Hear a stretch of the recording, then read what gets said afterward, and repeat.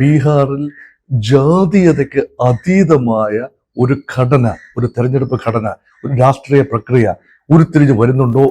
നിഗമനങ്ങൾ ശരിവെക്കുന്നത് വോട്ട് പിളർത്തിയിട്ടുണ്ടാവും എന്ന് തന്നെയാണ്. 1% വോട്ട് മാറിപ്പോയാൽ 14% വരെ സീറ്റുകളിൽ മാറ്റമുണ്ടാകുന്ന ഒരു സംസ്ഥാനമാണ് ബീഹാർ. ദേശീയ രാഷ്ട്രീയത്തിൽ ബീഹാർ തെരഞ്ഞെടുപ്പ് ഫലം എന്തെങ്കിലും പ്രഭാവം ചെലുത്തുമോ? നിതീഷ് കുമാർ ഒരു വിപ്ലവം നടത്തി, അല്ലെങ്കിൽ വലിയ ഒരു കലഹം ഈ മുന്നണിക്കുള്ളിൽ, NDA മുന്നണിക്കുള്ളിൽ നടത്തി പുറത്തു പോകാൻ ശ്രമിച്ചാൽ പോളിംഗ് ശതമാനം ഉയരുമ്പോൾ അത് ഭരണവിരുദ്ധ വികാരത്തിന്റെ സൂചന കൂടിയാകാം. രാജ്യം ഉറ്റുനോക്കുന്ന ബീഹാർ തെരഞ്ഞെടുപ്പിൽ വിജയഭേരി മുഴക്കി അധികാരത്തിലേറുക ആരാകുമെന്ന ജനവിധി ഇനി മണിക്കൂറുകൾക്കകം അറിയാം. വോട്ടെണ്ണലിന് ഒരു ദിവസം മാത്രം ബാക്കി. പൂർണ്ണ ആത്മവിശ്വാസത്തിലാണ് ഇരു മുന്നണികളും. നാളെ രാവിലെ 8 മണി മുതൽ വോട്ടെണ്ണൽ തുടങ്ങും. 10 മണിയോടെ ട്രെൻഡ് വ്യക്തമാകും. ആരായിരിക്കും ബീഹാറിൽ അധികാരത്തിൽ എത്തുക? നമ്മൾ ഇന്ന് ചർച്ച ചെയ്യുകയാണ്. ഡോക്ടർ മോഹൻ വർഗീസ്, രാഷ്ട്രീയ നിരീക്ഷകൻ, ഒപ്പമുണ്ട്. മോഹൻ സാർ, ബീഹാർ തെരഞ്ഞെടുപ്പ് ഫലം വരാൻ മണിക്കൂറുകൾ മാത്രമേ ഉള്ളൂ. അവസാനവട്ട കണക്കുകൂട്ടലിലാണ് മുന്നണികൾ. എക്സിറ്റ് പോളുകൾക്ക് വിപരീതമായിരിക്കും തെരഞ്ഞെടുപ്പ് ഫലം എന്നാണ് മഹാസഖ്യത്തിന്റെ വിലയിരുത്തൽ. അതേസമയം ഉയർന്ന പോളിംഗ് ശതമാനം അനുകൂലമാകുമെന്നാണ് NDAയുടെ കണക്കുകൂട്ടൽ. എക്സിറ്റ് പോളുകൾ മാറ്റി നിർത്തിയാൽ എന്തായിരിക്കും സാറിന്റെ ഒരു അനുമാനം? നമ്മൾ കഴിഞ്ഞ എപ്പിസോഡിൽ എക്സിറ്റ് പോളുകളെ കുറിച്ചാണ് ചർച്ച ചെയ്തത്. ഇവിടെ നമുക്ക് എക്സിറ്റ് പോളുകൾ പൂർണ്ണമായും മാറ്റിവെക്കാം. ബീഹാറിൽ എന്ത് സംഭവിക്കാനായിരിക്കും സാധ്യത?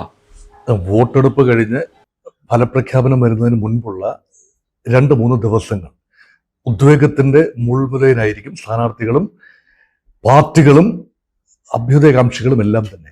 അപ്പൊ ആ നിമിഷങ്ങളിൽ ഒരു പക്ഷേ ഒരു റിലാക്സേഷനുള്ള മോഡ് എന്ന നിലയിൽ ഈ പിരിമുറുക്കം ഒന്ന് കുറയ്ക്കുന്നതിന് വേണ്ടിയാണ് എക്സിറ്റ് പോൾ. ഇത് പൂർണ്ണമായി ശരി ആയിക്കൊള്ളണം എന്നില്ല. ഇവിടെ ബീഹാറാണ് സംസാര വിഷയം. ബീഹാർ, എന്തുകൊണ്ട് ബീഹാർ നമ്മൾ വീണ്ടും വീണ്ടും സംസാരിക്കുന്നു എന്ന് ചോദിച്ചാൽ, ഇനി തെരഞ്ഞെടുപ്പ് വരാനുള്ളത് സംസ്ഥാന നിയമസഭകളിലേക്ക് കേരളത്തിലും ബംഗാളിലും തമിഴ്നാട്ടിലും ആസാമിലും ഒക്കെയാണ്. പ്രധാനപ്പെട്ട, മലയാളിക്ക് വളരെ പ്രധാനപ്പെട്ട ഒരു തെരഞ്ഞെടുപ്പാണ് ഇനി വരാൻ പോകുന്നത്. ഇന്ത്യ എങ്ങനെ ചിന്തിക്കുന്നു, ഏറ്റവും ലേറ്റസ്റ്റ് മൂഡ് ദ നേഷൻ എന്താണ് എന്നതിന്റെ ഒരു ഏർലി സൂചന കിട്ടാൻ വേണ്ടി കൂടിയാണ് ബീഹാർ തെരഞ്ഞെടുപ്പ് ഫലം നമ്മൾ അക്ഷമരായിട്ട് ഇരുന്ന് കാണാൻ ശ്രമിക്കുന്നത്. അതുകൊണ്ടാണ് ഇവിടെ വരുന്ന എക്സിറ്റ് പോളുകൾ ഒരു വശം, കാരണം അതിന്റെ സ്ട്രൈക്ക് റേറ്റ് 56% തെറ്റാണ് എന്നാണ് മുൻകാലങ്ങളിൽ ബീഹാറിൽ നിന്നുള്ള ഒരു തെരഞ്ഞെടുപ്പ് ചിത്രം കാട്ടുന്നത്. പക്ഷെ ഇപ്പോൾ നമുക്ക് മുൻപിലുള്ള സ്റ്റാറ്റിസ്റ്റിക്സ് മാത്രമാണ് വിശകലനം ചെയ്യാൻ കിട്ടുക. എന്താണ് എൻ്റെ അഭിപ്രായമെന്നോ നിങ്ങളുടെ അഭിപ്രായം എന്ത് ആണെന്നോ അല്ല ഇവിടെ പ്രധാന പരിഗണനാ വിഷയം. എക്സിറ്റ് പോളുകൾ എന്ത് ചെയ്യുന്നു, എന്താണ് സൂചിപ്പിക്കുന്നത്, അതനുസരിച്ചുള്ള വിശകലനമാണ്. കഴിഞ്ഞ ദിവസം ഏതാണ്ട് 9 എക്സിറ്റ് പോളുകളുടെ ഫലം ഒരുമിച്ച് എടുത്തുകൊണ്ട്, പ്രധാനപ്പെട്ട എക്സിറ്റ് പോളുകളുടെ ഫലം ഒരുമിച്ച് പരിശോധിച്ചുകൊണ്ട് പോൾസ് എന്ന രീതിയിൽ വിശകലനം നടത്തുകയുണ്ടായല്ലോ. എന്നാൽ പുതുതായി വന്ന ഒരു തെരഞ്ഞെടുപ്പ് എക്സിറ്റ് പോൾ, അത് കുറച്ചുകൂടി ശാസ്ത്രീയമെന്ന് ക്ലെയിം ചെയ്യുന്ന ഒരു പോളാണ് ആക്സിസ് മൈ ഇന്ത്യ. അതിന്റെ കൂടെ അടിസ്ഥാനത്തിലാണ് ലേറ്റസ്റ്റ് ഫലം. അവിടെ ഇഞ്ചോടിഞ്ച് പോരാട്ടമാണ് പറയുന്നത്. അപ്പൊ ഈ എക്സിറ്റ് പോളുകൾ മാറ്റി നിർത്തി എന്താണ് നിഗമനം എന്ന് ചോദിച്ചാൽ, യഥാർത്ഥത്തിൽ ബീഹാറിൽ ജാതീയതയ്ക്ക് അതീതമായ ഒരു ഘടന, ഒരു തെരഞ്ഞെടുപ്പ് ഘടന, ഒരു രാഷ്ട്രീയ പ്രക്രിയ ഉരുത്തിരിഞ്ഞ് വരുന്നുണ്ടോ എന്നത് ഒരുപക്ഷെ ഇന്ത്യയിലെ സാധാരണ ജനങ്ങൾ നോക്കിക്കാണും. അതുകൊണ്ടാണ് ജൻസ്വരാജ് പാർട്ടിയുടെ ഒരു സ്വാധീനം എങ്ങനെ, അത് മുന്നണി രാഷ്ട്രീയത്തെ, മഹാഗഠബന്ധനെയും NDA മുന്നണിയെയും ബീഹാറിൽ എങ്ങനെ ബാധിക്കുന്നു, അത് മറ്റ് സംസ്ഥാനങ്ങളിലേക്ക് വ്യാപിക്കുമോ, ഇതൊക്കെയാണ് ആത്യന്തികമായ ഒരു ചിത്രം എന്നത്. അതുകൊണ്ടാണ് ഇത് പ്രധാനപ്പെട്ടത്. ഏറ്റവും അവസാന നിമിഷങ്ങളിൽ ഈ വീഡിയോ നിങ്ങൾ കാണുന്നതിന് തൊട്ട് ശേഷം, കുറച്ച് മണിക്കൂറുകൾക്ക് ശേഷം യഥാർത്ഥ ഫലം വരും. 14-ാം തീയതി രാവിലെ 8 മണിക്ക് കൗണ്ടിങ് തുടങ്ങുകയാണ്. ഏതാണ്ട് 9:30-10 മണിയോടെ ഫലം വരും. അപ്പോൾ മാത്രമേ വ്യക്തമായ ചിത്രം തെളിയൂ. അതിനു മുമ്പുള്ള എല്ലാ കാര്യങ്ങളും നിഗമനങ്ങൾ മാത്രമാണ്. ആ നിഗമനങ്ങളും വ്യക്തിപരമല്ല എന്നുകൂടി അടിവരയിട്ടുകൊണ്ട് സൂചിപ്പിക്കട്ടെ, സർവേ ഫലങ്ങൾ മാത്രമാണ്. ഈ പ്രശാന്ത് കിഷോറിന്റെ ജൻസുരാജ് പാർട്ടിക്ക് ഒരു ചലനവും ഉണ്ടാക്കാൻ കഴിയില്ല എന്ന് എല്ലാ സർവേകളും ചൂണ്ടിക്കാട്ടുന്നുണ്ട്. അപ്പോൾ പ്രശാന്ത് കിഷോർ വോട്ട് പിളർത്തിയിട്ടുണ്ടാകുമോ ബീഹാറിൽ?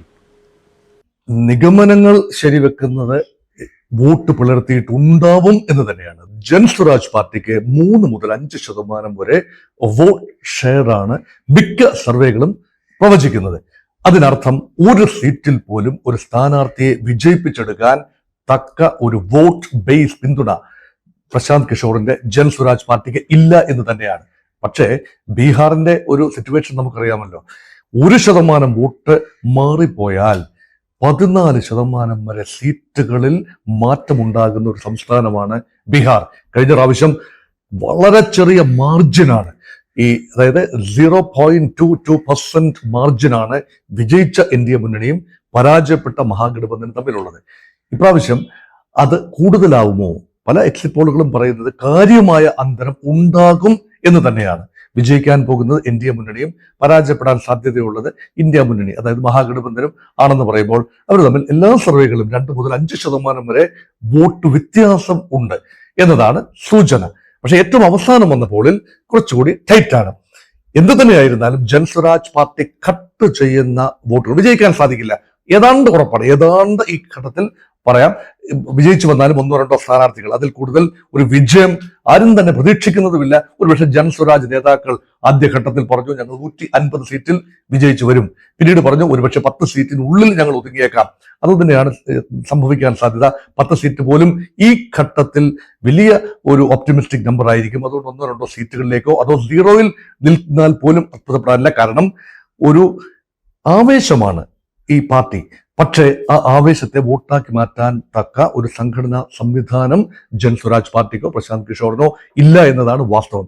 അതുകൊണ്ട് ബീഹാർ പോലൊരു സംസ്ഥാനത്ത് ഡൽഹിയിൽ ആം ആദ്മി പാർട്ടി ഇരച്ചു കയറി വന്നതുപോലെ ഒരു ഇരച്ചു കയറ്റം ജൻ സ്വരാജിന് ഉണ്ടാകുന്നില്ല എന്ന് തന്നെയാണ്. പക്ഷേ ജൻ സ്വരാജ് പാർട്ടി പിളർത്താൻ സാധ്യതയുള്ള വോട്ടുകൾ, വികസനം, ജൻ സ്വരാജ്, സൽഭരണം, സ്വരാജ് അതാണല്ലോ അവരുടെ മുദ്രാവാക്യം. ഈ സൽഭരണത്തിന് ഒരുപക്ഷെ നിതീഷ് കുമാറിന് ഒരു ക്രെഡിറ്റ് കൊടുക്കേണ്ടതുണ്ട്. സുശാസൻ ബാബു അല്ലെ, അദ്ദേഹത്തിന് വ്യക്തിപരമായി അഴിമതിക്കാർ പുറണ്ടിട്ടില്ല, അദ്ദേഹത്തിന്റെ കൂടെയുള്ളവർ വലിയ അഴിമതിക്കാരായിരിക്കാം, അദ്ദേഹം സാമാന്യം ക്ലീൻ പ്രതിച്ഛായുള്ള ആളാണ്. അതുകൊണ്ട് ഈ വികസന വോട്ട്, അഴിമതി വിരുദ്ധ വോട്ട് എന്നൊക്കെ ഉള്ളത് നിതീഷ് കുമാറിന് ലഭിക്കാവുന്ന വോട്ടുകൾ, NDAക്ക് ലഭിക്കാവുന്ന ചില വോട്ടുകൾ ഒരുപക്ഷെ മറ്റേ പാർട്ടിയിലേക്ക് പോകാം, ജൻ സ്വരാജ് പാർട്ടിയിലേക്ക് പോകാം.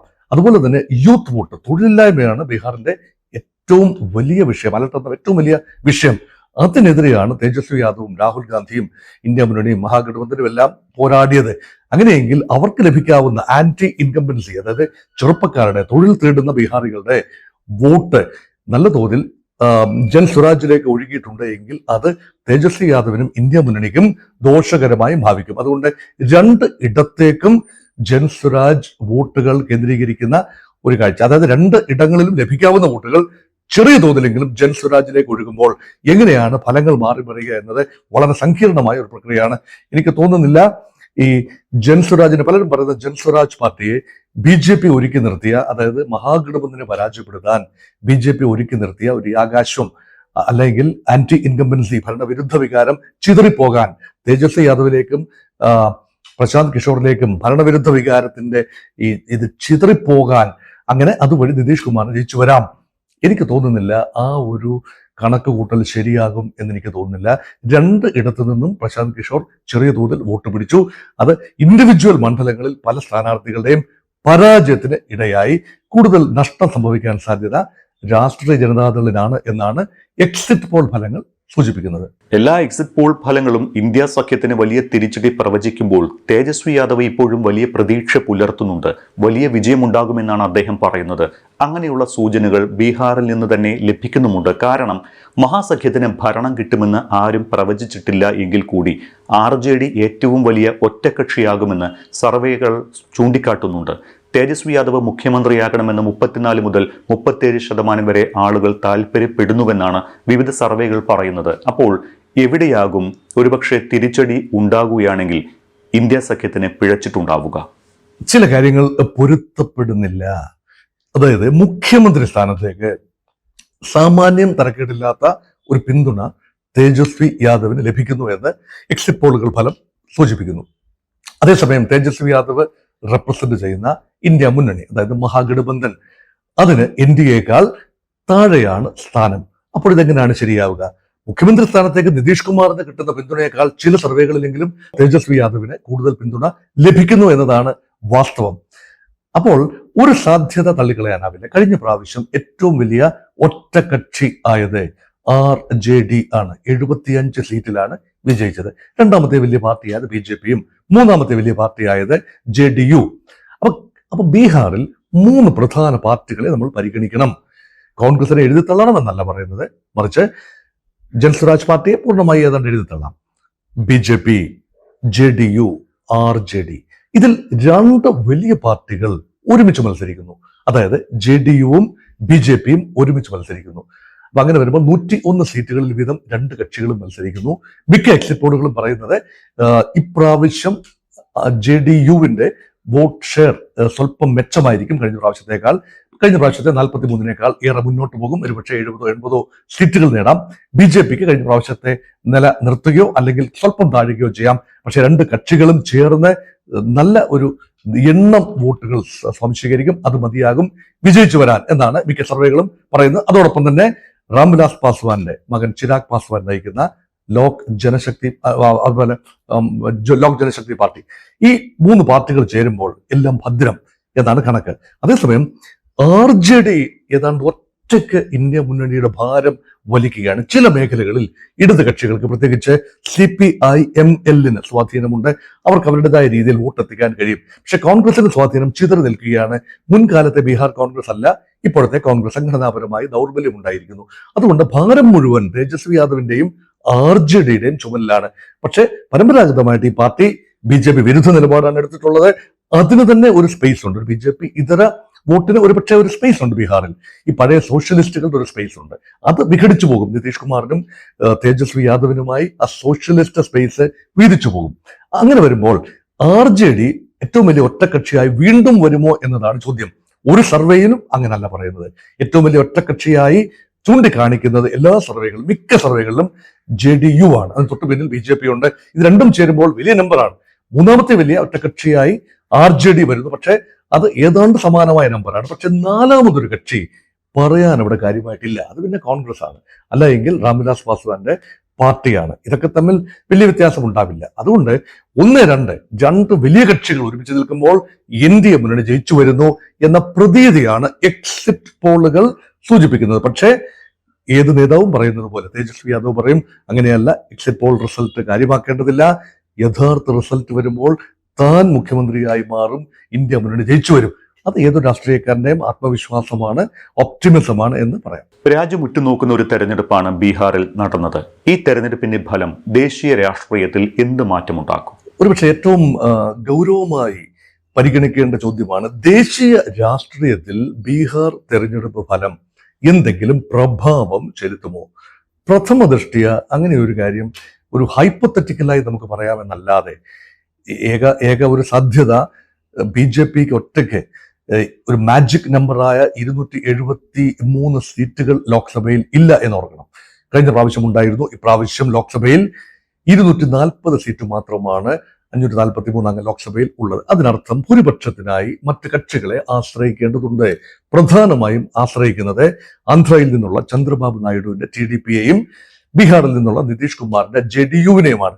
JDU നൽകുന്ന 12 സീറ്റുകൾ, അതോടൊപ്പം ചിരാഗ് പാസ്വാന്റെ പാർട്ടി കൊണ്ടുവരുന്ന 5 സീറ്റുകൾ, ജിതിൻ റാം മാഞ്ചിയുടെ 1 സീറ്റ്, അങ്ങനെ 18 സീറ്റുകളാണ് ദേശീയ ജനാധിപത്യ സഖ്യത്തിന്റെ BJP ഇതര കക്ഷികളുടെ ടാലി. ആകെ 40 സീറ്റാണ് ബീഹാറിൽ ലോക്സഭയിലേക്കുള്ളത്. അതിൽ 30 സീറ്റിൽ ദേശീയ ജനാധിപത്യ സഖ്യം ജയിച്ചു. ആ 30 സീറ്റിന്റെ കാര്യത്തിലാണ് 12 seat BJPക്ക്, 12 seat JDUവിന്, 5 seat Lok Janshakti പാർട്ടിക്ക്, 1 സീറ്റ് ഹിന്ദുസ്ഥാൻ അവാം പാർട്ടിക്ക്. ഇതെല്ലാം തന്നെ ബീഹാറിന്റെ കോട്ടയാണ്. പക്ഷേ ഈ പറയുന്ന ജനതാദൾ യുണൈറ്റഡ്, നിതീഷ് കുമാർ ഏതെങ്കിലും കാരണവശാൽ പരാജയപ്പെട്ടാലോ, BJPയുമായി പിണങ്ങിയാലോ, നിതീഷ് കുമാർ കടുത്ത വിലപേശൽ നടത്താൻ തയ്യാറായി എന്തെങ്കിലും കാരണവശാൽ BJPയോട് അസ്വാരസ്യത്തോടെ പെരുമാറിയാലോ ഒരുപക്ഷെ കേന്ദ്ര സർക്കാർ അസ്ഥിരപ്പെടില്ലേ? ഇതാണ് പലരും ഉയർത്തുന്ന ചോദ്യം. അതിനുള്ള സാധ്യത കുറവാണ്. കാരണം നിതീഷ് കുമാർ ഒരു വിപ്ലവം നടത്തി, അല്ലെങ്കിൽ വലിയ ഒരു കലഹം ഈ മുന്നണിക്കുള്ളിൽ, NDA മുന്നണിക്കുള്ളിൽ നടത്തി പുറത്തു പോകാൻ ശ്രമിച്ചാൽ അദ്ദേഹത്തിന് ഒരുപക്ഷെ പുറത്തു പോകാൻ സാധിക്കും. മുഖ്യമന്ത്രി പദം നഷ്ടപ്പെട്ടേക്കാം, അല്ലെങ്കിൽ തേജസ്വി യാദവുമായി ചേർന്നുകൊണ്ട് മുഖ്യമന്ത്രി പദം BJP ഒഴിവാക്കിക്കൊണ്ട് നേടിയേക്കാം. അങ്ങനെയൊക്കെ മുൻപ് നടന്നിട്ടുണ്ടല്ലോ. അത് പുതുമയല്ലല്ലോ, പുത്തരിയല്ലല്ലോ. നിതീഷ് കുമാറാണ് ആള്, എങ്ങനെയും എന്തും ചെയ്യും. പക്ഷേ അത് സാധ്യത കുറവാണ്. കാരണം അങ്ങനെ വന്നാൽ ലോക്സഭയിലെ JDUവിന്റെ പാർലമെന്ററി പാർട്ടിയുടെ 12 അംഗങ്ങളെ പിളർത്തി ഭൂരിപക്ഷം അംഗങ്ങളെയും കൂടെ നിർത്താൻ ഒരുപക്ഷെ BJP കഴിയും. ഒരു പ്രത്യേക ബ്ലോക്കായിരിക്കത്തക്ക രീതിയിൽ പാർട്ടിയിൽ ഒരു പിളർപ്പ്, ആ രീതിയിൽ മഹാരാഷ്ട്രയിൽ ശിവസേനയ്ക്ക് സംഭവിച്ചു, NCPക്ക് സംഭവിച്ചു പിളർപ്പ്. അതുകൊണ്ട് BJPക്ക് ആ ഒരു പൊളിറ്റിക്കൽ എഞ്ചിനീയറിംഗ് നടത്താൻ കഴിവുള്ള ഒരു പാർട്ടിയാണ്. അതുകൊണ്ട് നിതീഷ് കുമാർ ആ രീതിയിലുള്ള സാഹസമൊന്നും കാട്ടില്ല. അങ്ങനെയെങ്കിൽ ബീഹാർ റിസൾട്ട് എന്ത് തന്നെ ആയാലും സർവേകൾ സൂചിപ്പിക്കുന്നത് പോലെ നിതീഷ് കുമാർ മുഖ്യമന്ത്രിയാവുകയാണെങ്കിൽ BJP പിന്തുണയോടുകൂടി അദ്ദേഹം ഭരിക്കും, അതുറപ്പ്. ഇനി അതല്ല BJPയുമാണ് തെറ്റാനാണ് ഭാവമെങ്കിൽ ഇന്ത്യ മുന്നണിയുമായിട്ട് കൈകോർക്കാൻ വീണ്ടും തയ്യാറായി കഴിഞ്ഞാൽ നിതീഷ് കുമാറിന്റെ പാർട്ടിയിൽ ഒരു പിളർപ്പ്, സ്വന്തം പാർലമെന്ററി പാർട്ടിയായ ബീഹാർ ലെജിസ്ലേറ്റീവ് പാർട്ടിയിലും പിളർപ്പുണ്ടാവാം. അതുപോലെ ലോക്സഭയിലെ അദ്ദേഹത്തിന്റെ ലെജിസ്ലേറ്റീവ് പാർട്ടി മെമ്പേഴ്സിനിടയിലും പിളർപ്പുണ്ടാകാം. അതൊഴിവാക്കാൻ നിതീഷ് കുമാർ ഇത്തവണ BJPയോടൊപ്പം തന്നെ ചേർന്ന് പ്രവർത്തിക്കാനാണ് സാധ്യത. അതുകൊണ്ട് ജയിച്ചാലും തോറ്റാലും കേന്ദ്ര സർക്കാരിന് കാര്യമായ വെല്ലുവിളി ഉണ്ടാകും എന്ന് ഞാൻ കരുതുന്നില്ല. ഒരുപക്ഷെ ഇന്ത്യ സഖ്യത്തിന് വലിയ നേട്ടം ഉണ്ടായില്ല എങ്കിൽ രാഹുലിന്റെ ഹൈഡ്രജൻ ബോംബ് ചീറ്റി എന്ന ഒരു വിലയിരുത്തലിലേക്ക് കാര്യങ്ങൾ എത്തുമോ? നേരത്തെ ഒന്നാം ഘട്ടത്തിൽ പോളിംഗ് ഉയർന്നത് രാഹുൽ എഫക്റ്റ് എന്നൊക്കെയാണ് പറഞ്ഞിരുന്നത്. പക്ഷേ ചെങ്കോട്ട സ്ഫോടനത്തിന് ശേഷം നടന്ന രണ്ടാം ഘട്ട വോട്ടെടുപ്പിലും റെക്കോർഡ് പോളിംഗ് തന്നെ രേഖപ്പെടുത്തിയിരിക്കുന്നു. അപ്പോൾ രാഹുലിന്റെ ബോംബുകൾ അല്ലെങ്കിൽ രാഹുൽ ഉയർത്തിയ വോട്ട് ജോലി അത്ര വർക്കായിട്ടില്ല എന്ന് വേണമോ നമ്മൾക്ക് കണക്കുകൂട്ടാൻ? 2 ഘട്ടം തെരഞ്ഞെടുപ്പ്, 6-ാം തീയതി നടന്ന 1-ാം ഘട്ടം, 11-ാം തീയതി നടന്ന 2-ാം ഘട്ടം, ഈ 2 ഘട്ടങ്ങളുടെയും തൊട്ടു മുൻപിൽ 2 ബോംബുകൾ പൊട്ടി. ഒന്ന് രാഷ്ട്രീയ ബോംബാണ്, രാഹുൽ ഗാന്ധി പൊട്ടിച്ച H bomb, H for Haryana files, H files, അത് മുന്നോട്ട് വെച്ചു. അത് പുത്തരിയായിരുന്നില്ല, മുൻപ് തന്നെ 2 ബോംബുകൾ പൊട്ടിച്ചു.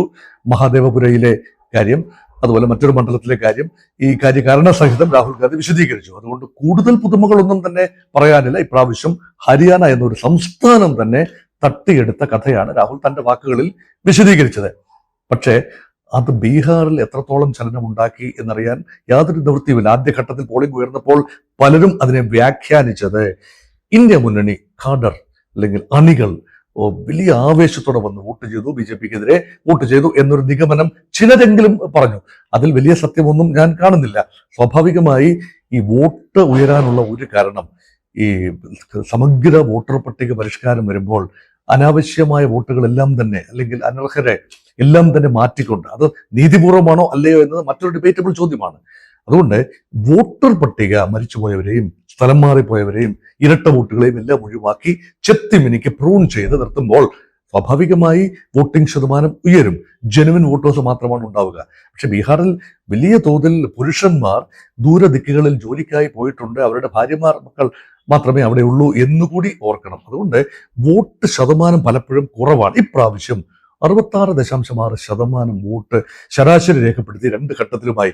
1-ാം ഘട്ടത്തേക്കാൾ മെച്ചമായിരുന്നു 2-ാം ഘട്ടത്തെ പോളിംഗ്. ആ 2-ാം ഘട്ടത്തിന്റെ തൊട്ടു മുമ്പിലാണ് ഡൽഹി സ്ഫോടനം, അതും ബോംബ് തന്നെയാണല്ലോ അത് നടന്നത്. അതെങ്ങനെയാണ് ബീഹാറിന്റെ മനസ്സിനെ ബാധിച്ചത്, അതും ചിലരെങ്കിലും കണക്കാക്കുന്നുണ്ട്. കാരണം ഈ തെരഞ്ഞെടുപ്പിന് മുൻപ്, അതായത് ഈ 2-ാം ഘട്ടത്തിന് മുൻപ് ആദ്യഘട്ടത്തിൽ നടന്ന ഒരു സർവേകളുടെ ഫലം, അല്ലെങ്കിൽ ആദ്യഘട്ടത്തിലെ വോട്ടെടുപ്പിൽ പങ്കെടുത്ത നിയോജക മണ്ഡലം കേന്ദ്രീകരിച്ച് നടത്തിയ സർവേകളിൽ കാണുന്നത് ഇന്ത്യ സഖ്യവും ദേശീയ ജനാധിപത്യ സഖ്യവും തമ്മിലുള്ള അന്തരം കുറവായിരുന്നു. അവിടെയും NDAക്ക് തന്നെയായിരുന്നു മേൽക്കൈ. പക്ഷെ 2-ാം ഘട്ടത്തിൽ NDA ഏറെ മുന്നോട്ട് പോകുന്നു. നിതീഷ് കുമാറും BJPയും ഏറെ മുന്നോട്ട് പോയ 2-ാം ഘട്ടം. അതുകൊണ്ട് രാഹുൽ ഗാന്ധിയുടെ ബോംബിന്റെ ഇഫക്റ്റ് കൊണ്ടാണോ ആദ്യഘട്ടത്തിൽ ആ മാർജിൻ ബ്രിഡ്ജ് ചെയ്യാൻ കഴിഞ്ഞത് എന്നത് ഇനിയും പരിശോധിക്കേണ്ട വസ്തുതയാണ്.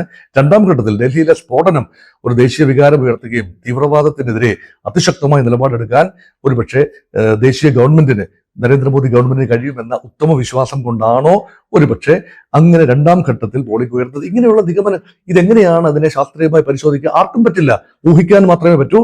അതുകൊണ്ട് പോളിംഗ് ശതമാനം ഉയർന്നു എന്നതൊരു യാഥാർത്ഥ്യമാണ്. മുൻകാലങ്ങളിൽ പറയുമായിരുന്നു പോളിംഗ് ശതമാനം ഉയരുമ്പോൾ അത് ഭരണവിരുദ്ധ വികാരത്തിന്റെ സൂചന കൂടിയാകാം. ഇനി മറിച്ചും പറയാം. എന്തുകൊണ്ടാണ്?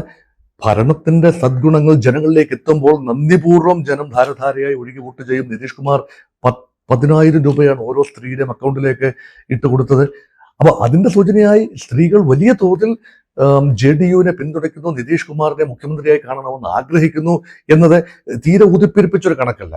ഇപ്പോൾ NDA ജയിച്ചു വരുന്നു എന്ന് പറയുമ്പോൾ രാഷ്ട്രീയത്തിന് അതീതമായ ചില ഫാക്ടേഴ്സ് ഉണ്ട്. ഒരു ജെൻഡർ ഫാക്ടർ അവിടെ എല്ലാവരും അടിവരയിട്ട് പറയുന്നതാണ്. സ്ത്രീകളുടെ വോട്ട് നിർണായകമാണ്. പുരുഷന്മാരെക്കാളും കൂടുതൽ സ്ത്രീകളാണ് നിതീഷ് കുമാറിനെ മുഖ്യമന്ത്രിയായി കാണാൻ ആഗ്രഹിക്കുന്നത് എന്നത് ഒരു പച്ചയായ പരമാർത്ഥം കൂടിയാണ്. ഇനി അതും രാഷ്ട്രീയത്തിന് അതീതമായ ഒരു പ്രവണതയാണ്. അതിന് പക്ക രാഷ്ട്രീയം എന്ന് പറയാനാവില്ല.